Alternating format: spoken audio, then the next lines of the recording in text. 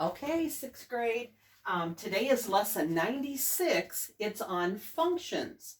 Now, this lesson, we're not going to do the entire thing, probably from now till the end of the year, because we won't be able to get through our whole entire book, which is okay, because you'll have a lot of review on those remaining things early next year as well. But I'm going to simplify today's lesson. We're going to do a part of it.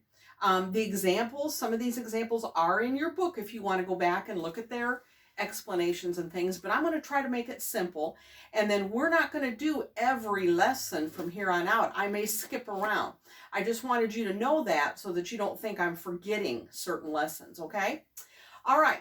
Well, today we're going to talk about functions, and these would be what you call function tables, okay? Now, don't let that word function confuse you.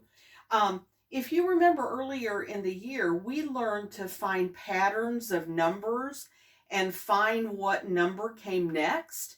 Well, that's kind of how this lesson's going to go.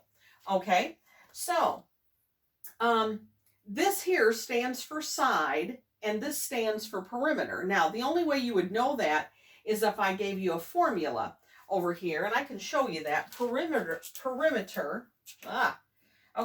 perimeter, which is a P, equals 4 times S. Okay, so like if you're trying to find the perimeter of a square, you would take one side and multiply it by 4. So that's what the S and P are standing for here, side and perimeter.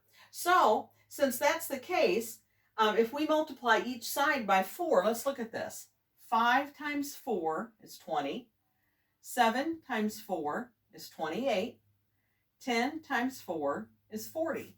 So see, we found our pattern, how we get from the first number to the second number. So all of these got multiplied by 4, so this one would have to get multiplied by 4 as well.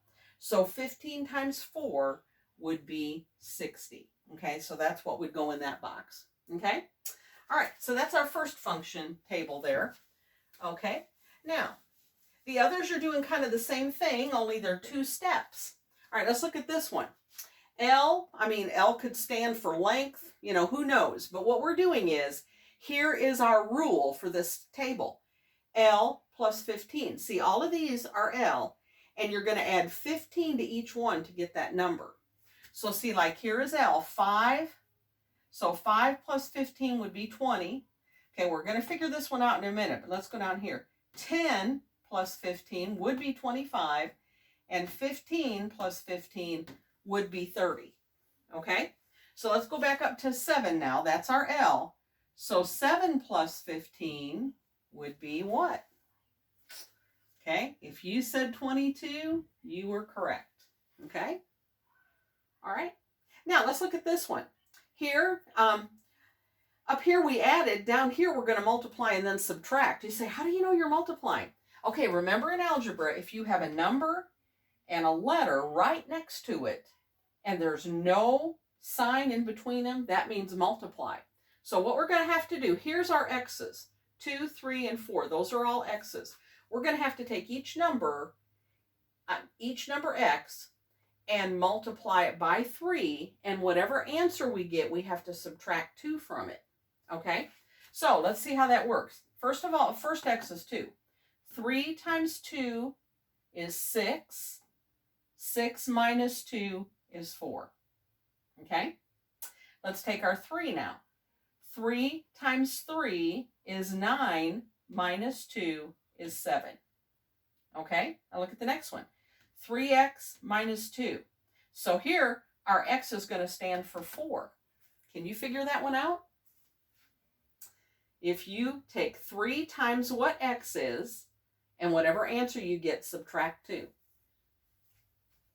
Okay, let's see if you got it correct. So our 4, 3 times 4 is 12, minus 2 is 10.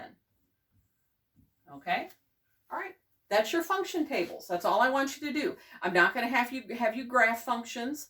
And also when you do your lesson practice for this lesson, you're only going to do A through D Okay, I had originally signed all of it, but I'm trying to simplify things a little bit for you here at the end of the year, just to give you a feel and introduce you to some different concepts. Okay?